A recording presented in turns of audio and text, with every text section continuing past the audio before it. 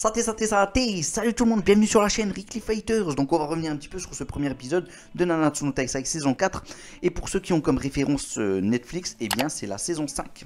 Alors, que dire sur cet épisode? Comme vous pouvez le voir, j'ai le sourire, j'ai le smile. Donc cet épisode était clairement plaisant. C'était pas non plus l'extase, mais c'était un bon épisode. Donc tout n'était pas tout blond, tout n'était pas tout noir. Et je vous vois arriver, l'épisode n'était pas non plus tout gris. Voilà.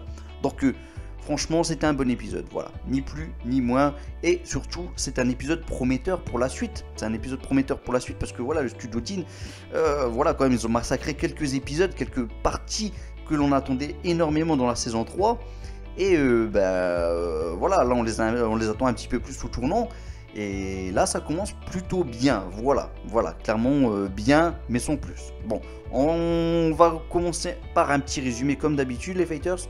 Mais avant que je vous donne aussi mon avis en fin de vidéo et tout ça, je vous invite à rejoindre notre Discord et on est de plus en plus nombreux et ça fait plaisir. Donc merci à vous et continuez de nous rejoindre. Surtout que ça permettra, pour ceux qui ont déjà pu vivre cette aventure, de pouvoir discuter avec nous pendant des lives. Voilà, avec des personnes qui viennent du Discord, on discute tous ensemble. Voilà, on prend 5 personnes maximum et on discute sur un sujet, sur un manga, un anime.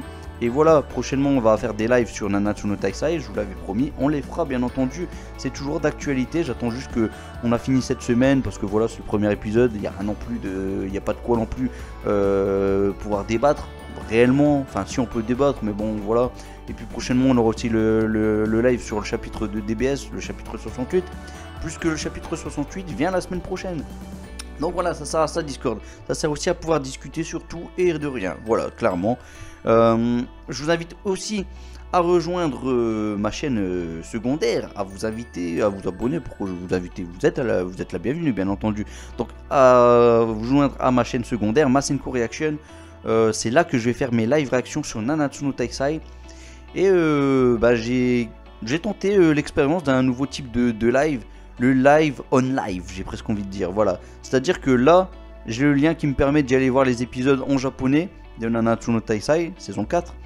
Et donc voilà, je fais un live réaction sur l'épisode en live, clairement, et ça c'est beau, comme ça c'est plus convivial. Moi je me mets en tout au miniature comme ça sur le côté, et puis en même temps, voilà, je regarde vos messages, je lis vos messages, on peut en débattre en même temps, et ça c'est cool, c'est top, ça fait plaisir, et c'est génial, voilà, clairement en termes de convivialité, vous êtes au top, voilà.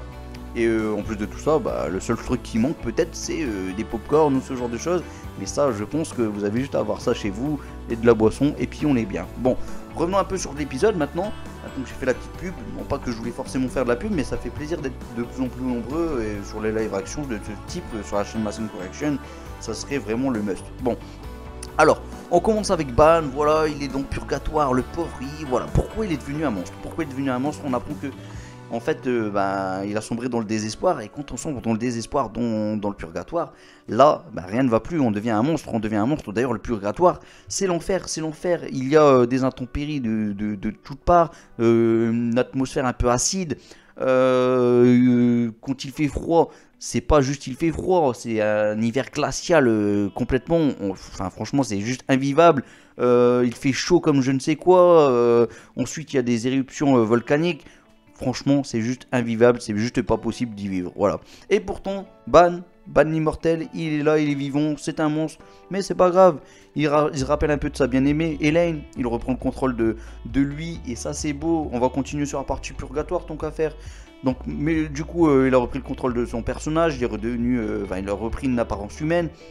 Il a continué son petit périple pour essayer de retrouver toujours son petit capitaine.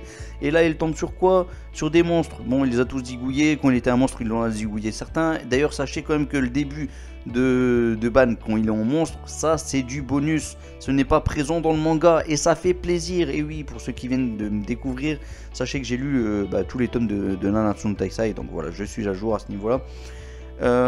Et du coup, Ban, maintenant qu'il a sa bonne apparence humaine, il a continué, et là, il se fait écraser par un monstre en forme de dragon, et bien là, il est tombé sur le jackpot, et oui, puisqu'il le combat maintes fois, et finalement, à force de le combattre, qu'est-ce qui se passe?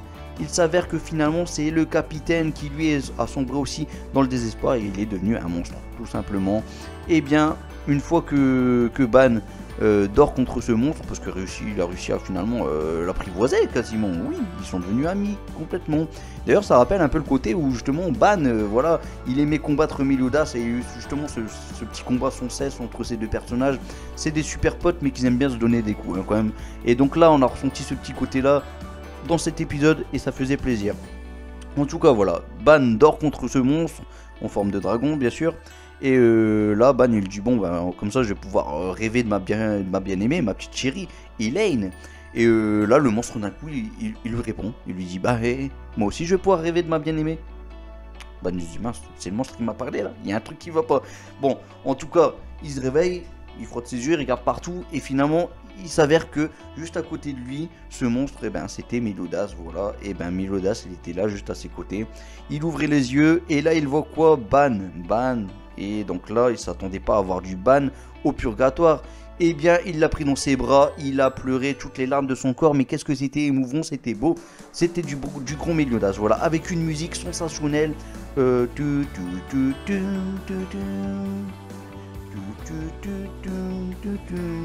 Une musique qu'on a déjà eue dans les autres saisons des Fighters, mais qui fait plaisir. Bon, de l'autre côté, on retrouve King, Gauter, enfin Gauter il est un peu plus loin, mais c'est pas grave, Derrieri, les deux archanges, Tarniel, Sariel, clairement, voilà, ils sont là pour libérer la princesse Elisabeth. Voilà, ni plus ni moins, ils ont chacun un petit peu leur petit but. On va dire que les deux archanges, c'est plutôt pour venger la mort de Maël, voilà, qui a été tué, après ce qui a été dit en tout cas, par Estarossa. Et King, lui, c'est pour délivrer Elisabeth. Derrieri, elle, c'est pour venger aussi la mort de Mons Pitt. Voilà, elle lui en veut à Estarossa.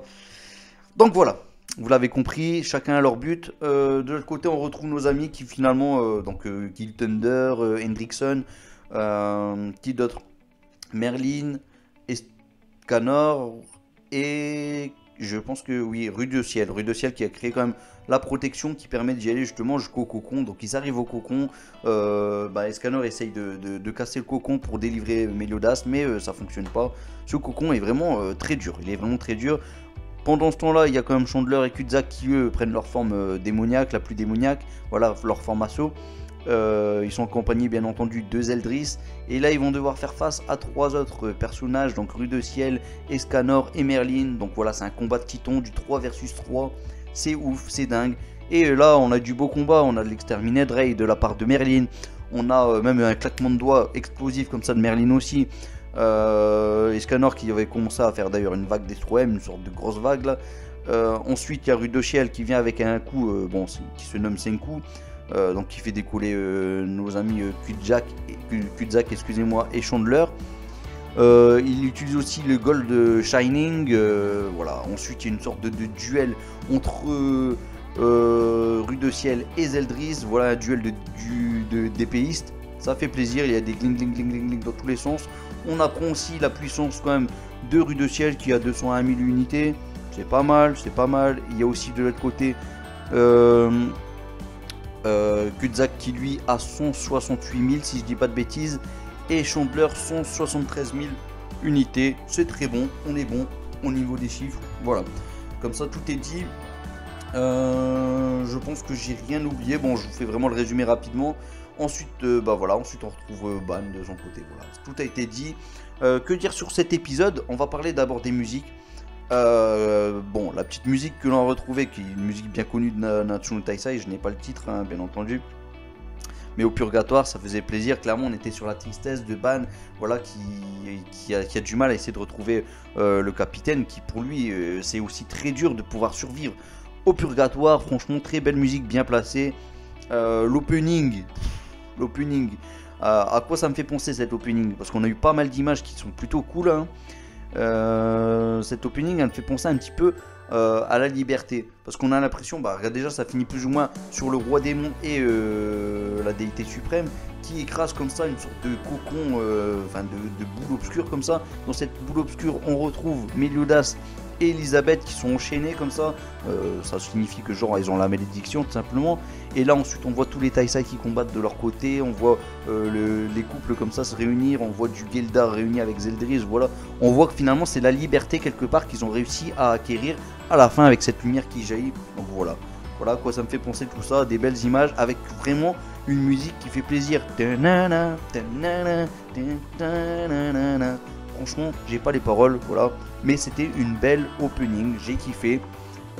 Sur l'ending, on a eu de belles images. On a eu des belles images qui ont spoilé. D'ailleurs, même sur l'opening, on a eu même eu Wild, hein, Wild qui était présent. Hein, Wild, je sais pas comment vous le dites, les fighters. Moi, je vais dire Wild. Bon, pour ceux qui ressemblent à Hawk, hein, tout simplement. Au purgatoire. Et là, dans l'ending, on a eu le pêcheur. On a eu quelques parties comme ça du membre du corps du roi démon, du roi démon Meludas.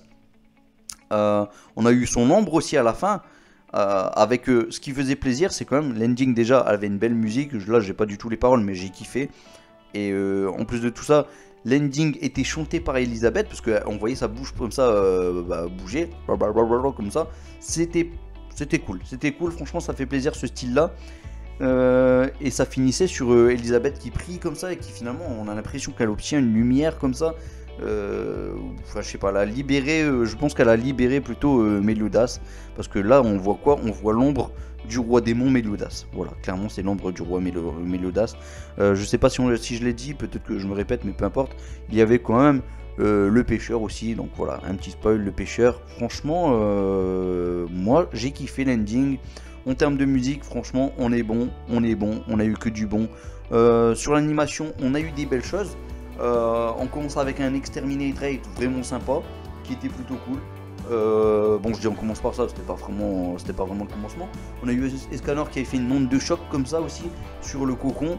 Bon, ça c'était pas non plus parfait, hein, par contre, mais c'était beau. Voilà, on a l'impression qu'il y a une caméra, et pourtant c'est du 2D. Voilà, on a l'impression qu'il y a une caméra. Chose qu'on n'avait pas quand même dans la saison 3, ou vraiment très peu, peut-être en fin de saison. À la limite, on a eu un tout petit peu de ça en fin de saison, mais là, franchement, on le retrouve un peu plus. Ça veut dire que clairement, il y a plus de frames, il y a plus d'images, il y a plus de dessins qui permettent de croire que justement, il y a du mouvement. Et ça, c'est beau. Ça, c'est la nouveauté du studio Jin. Et franchement, voilà, c'est pour ça que je vous dis, c'est prometteur. Je vous l'ai dit en début de vidéo, c'est prometteur et ça fait vraiment plaisir. C'est le genre de choses qui fait vraiment plaisir. Même dès le début on a eu ça aussi hein, dans l'épisode, les mouvements des monstres, voilà, le monstre Ban qui combat un autre monstre, c'était vraiment top. On a aussi un autre moment où même Ban détruit un monstre qui ressemble à une sorte de chenille comme ça. Il sort de l'intérieur, bon là il était en forme humaine, hein. Il sort de l'intérieur du monstre, voilà, là on a vraiment l'impression qu'il y avait une caméra qui bougeait. Franchement, c'est des choses qu'on n'avait pas avant. Les magies, les foudres, tout ça, elles sont beaucoup plus belles qu'avant. Maintenant, on n'est pas au top du top, hein. Attention, on n'est pas au top du top, mais voilà, ce qu'on a vu la saison 3, on avait très peur, en tout cas moi j'avais très peur de la saison 4, en me disant, bon, s'ils font la même chose, ça craint, et donc là, franchement, je trouve ça plutôt agréable. S'ils continuent comme ça, vraiment, s'ils font tous les épisodes de cette façon, je pense qu'il y a moyen d'avoir de bonnes choses, et surtout quand on voit l'opening, il y a même une sorte de reflet comme ça, chose que avant ils se prenaient pas trop la tête dans la saison 3. Là, on voit une sorte de reflet. C'est des petits détails, mais des petits détails qui font plaisir. Maintenant, il reste quand même des choses un petit peu basiques. Ne serait-ce que certains mouvements. Je pense notamment à Gauter quand il était sur Hawk. Voilà, Hawk qui pouvait voler, hein, en forme d'oiseau, on va dire. Là, c'était un petit peu simple, hein, la façon dont ça bougeait. Moi, honnêtement, je peux exactement faire la même chose. Voilà. Ça veut dire qu'on dit, tiens, ces deux personnages qui sont ensemble, vous les faites partir d'un point A à un point B, un point C. Voilà, c'est très facile, je peux exactement le faire. Voilà, tout simplement. Ensuite, par contre, c'était plutôt beau de voir Estarossa, voilà, avec sa forme un peu plus démoniaque, qui engloutissait Elisabeth. C'était vraiment pas mal. J'ai kiffé, c'était pas mal, c'était beau. Et quelque part, on est quand même sur la continuité quand même du dernier épisode, mais en version beaucoup plus beau là maintenant. Et c'est ça qui est plutôt pas mal. Et on reprend exactement tout ce que l'on a eu dans le teaser, pour ceux qui ont pu voir le teaser. Je pense que voilà, ça n'a pas trop spoilé et ça c'est une bonne chose. Ça c'est une bonne chose. L'épisode avance tranquillement et ça aussi c'est pas mal. Ça avance tranquillement, mais sans être trop long non plus. Et ça c'est cool, ça c'est cool. Que dire d'autre? Sinon les dessins, on va parler directement des dessins. Les dessins en général j'étais plutôt sympa, voilà, plutôt agréable, c'était pas non plus le must, hein. En fin de saison 3 par exemple, il y avait des dessins, je les ai trouvés vraiment génial. Voilà, à titre voilà, de comparaison. Mais là, les dessins étaient plutôt sympas. Maintenant, la partie où tout le monde descend, voilà, dans l'obscurité, Rue de Ciel, Guild Thunder, Hendrickson et compagnie, quand ils sont comme ça dans leur protection qui descendent dans l'obscurité, c'était assez vilain, c'était assez simple. Et puis les dessins ils étaient pas non plus parfaits pendant le dialogue à ce moment-là, sachant que même Rue de Ciel d'ailleurs disait que clairement il va tuer Mélodas si jamais ils rangent pas de leur côté, arrivé au moment voulu. Et Merlin elle a dit qu'elle va tout faire pour le sauver. Enfin bon, voilà, c'était pour le petit passage parce que c'est vrai que j'avais pas forcément dit dans la review. Maintenant c'est dit. Donc voilà, je pense que j'ai tout dit. N'hésitez pas à faire votre petite critique aussi en commentaire. Ça me fera vraiment plaisir. N'oubliez pas de rejoindre un peu notre Discord. Franchement, on pourra discuter de Nanatsu no Taisai, il n'y a aucun souci. Et bientôt les 4 cavaliers de l'Apocalypse. Cette semaine, logiquement, non, pas cette semaine, c'est le 27, il me semble. Je dis une bêtise. C'est le 27 janvier, donc ouais, c'est très loin. On va attendre un petit peu, comme ça, on va pouvoir faire des petits lives. On va pouvoir discuter de Nanatsu no Taisai. Donc voilà, la semaine prochaine, un petit live sur Dragon Ball Super pour ceux que ça intéresse. En tout cas, voilà, il y aura maximum 5 personnes qui vont pouvoir discuter avec moi sur Discord. Donc voilà, venez nombreux, ça fera super plaisir. Moi je vous laisse un Senko comme d'habitude en espérant qu'il vous guide vers la victoire. Et puis j'espère que cet épisode vous a plu aussi. Dites tout ça en commentaire. N'hésitez pas à liker cette vidéo si vous avez aimé. Et puis le petit abonnement. Et puis mettez la petite cloche si jamais vous voulez voir les autres reviews. Puisque je vais faire une review sur chaque épisode. Allez les fighters, moi je vous laisse. Et je vous dis à bientôt. Ciao ciao ciao, Masenko.